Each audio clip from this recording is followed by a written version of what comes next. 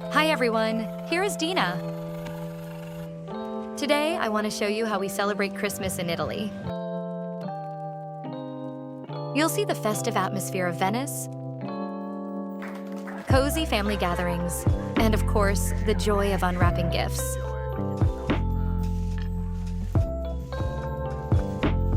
Christmas was never a big holiday for me back home. It wasn't widely celebrated.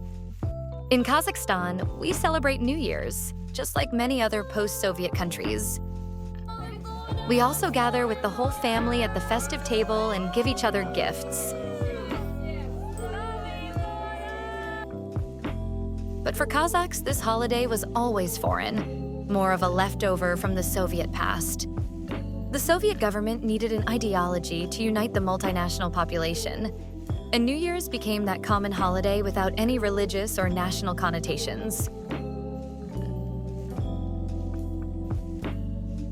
This holiday overshadowed the Kazakh New Year, called Nowruz, which we traditionally celebrated in the spring on March 22nd. Fortunately, Nowruz is now regaining its popularity, and I'm very happy about that. After moving to Italy with my beloved, I've grown to love Christmas too. Firstly, because Christmas is a family holiday, and Italian families are as big and boisterous as any Kazakh family. Being a part of this wonderful Italian family makes me feel a little less homesick, especially during this time of year.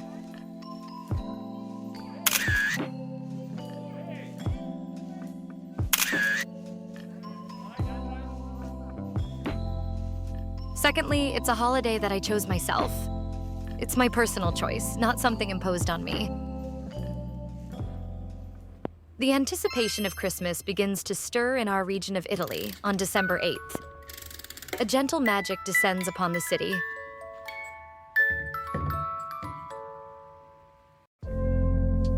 Christmas trees begin to twinkle in windows.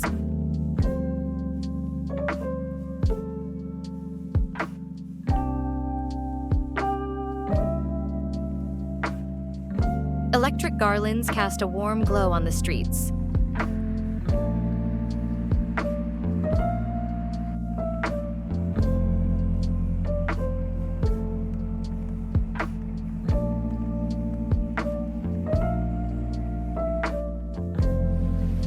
And a breathtaking spectacle unfolds in the Venetian lagoon, a floating nativity scene, a testament to the enduring power of faith and tradition.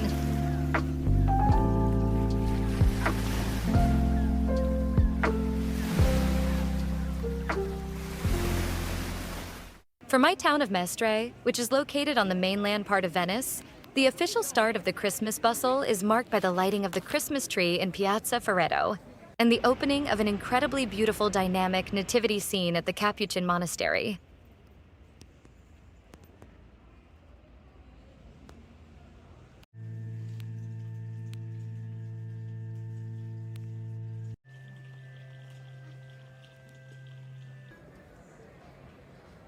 For my family, mid-December is shopping time. The easiest part for me personally is buying gifts. I absolutely love it. There are several shopping centers in our town, but I prefer to go to the one that is within walking distance, as it's home to my favorite bookstore where I can spend hours. Then comes the turn of trips to the supermarket for Christmas dinner. I prefer this task less due to my very modest culinary abilities. Yeah, I am that bad at cooking. Although it's important to admit that food in Italy is a kind of cult, and Christmas is a time of traditional dishes and special family recipes. I've come to think of my mother-in-law as my Italian mother. It feels so natural, as if it was always meant to be.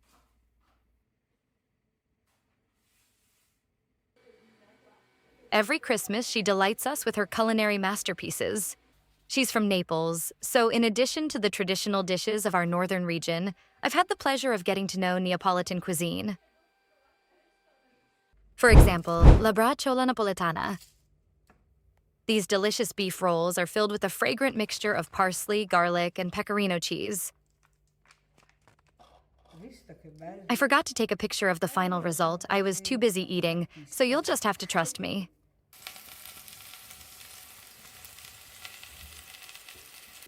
Desserts have a special place on our menu. You probably know that Italians have a sweet tooth. In our family, there's a 40-year-old tradition.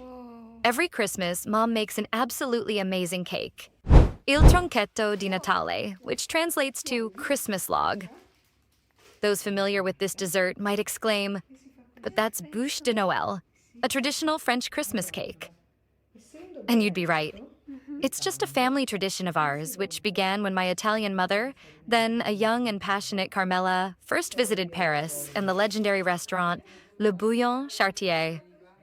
There, she tasted that very cake, and that's how we started our own tradition of Il tronchetto di Natale.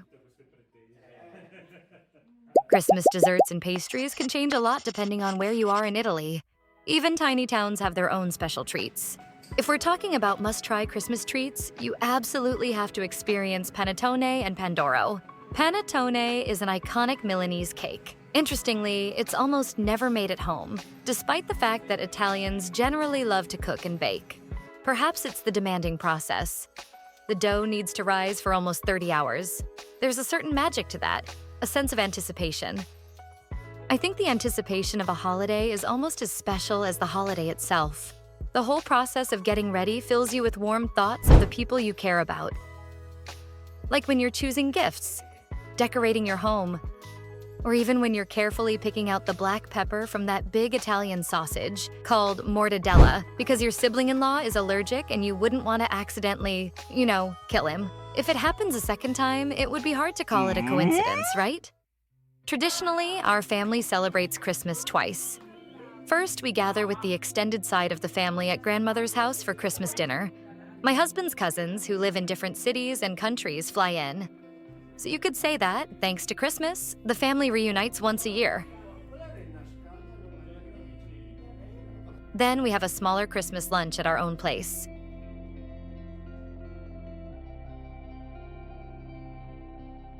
And we exchange gifts. Again, how can you not love Christmas? Family means a lot to me. I grew up surrounded by a large family, which could sometimes be overwhelming, draining, and chaotic. But it was always and still is my support system. So when I first met my husband's family, at Christmas, funnily enough, my love for him seemed to grow even stronger. I felt right at home immediately. You're probably wondering what kind of gifts Italians give for Christmas? Well, it's pretty obvious. Food and wine, of course. And other spirits too, for that matter. I really love how gifts always have a personal touch. Like this calendar with Venetian dialect phrases. Last year, I got a book of Neapolitan expressions. Yes, I'm so lucky that in addition to Italian, I have to at least understand Venetian and Neapolitan. Ugh, wish me luck. Gifts also say a lot about the giver. One of my new relatives always surprises me with boho-style jewelry, which I absolutely adore. My parents, on the other hand, are always very practical with their gifts.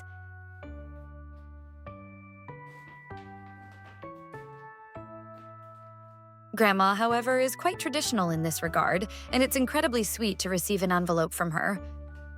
Filled with, well, a lot of care. That's all for now. Thanks for watching, and I really appreciate it if you stick around till the end. I'd love to hear any feedback you have, even if it's just to tell me I need to work on my camera angles. Happy New Year to you all. See you next year. Accendono e brillano le luci di Natale attorno all'albero c'è tutta la famiglia. How did your family celebrations go? Share your favorite family traditions in the comments below. And don't forget to like and subscribe.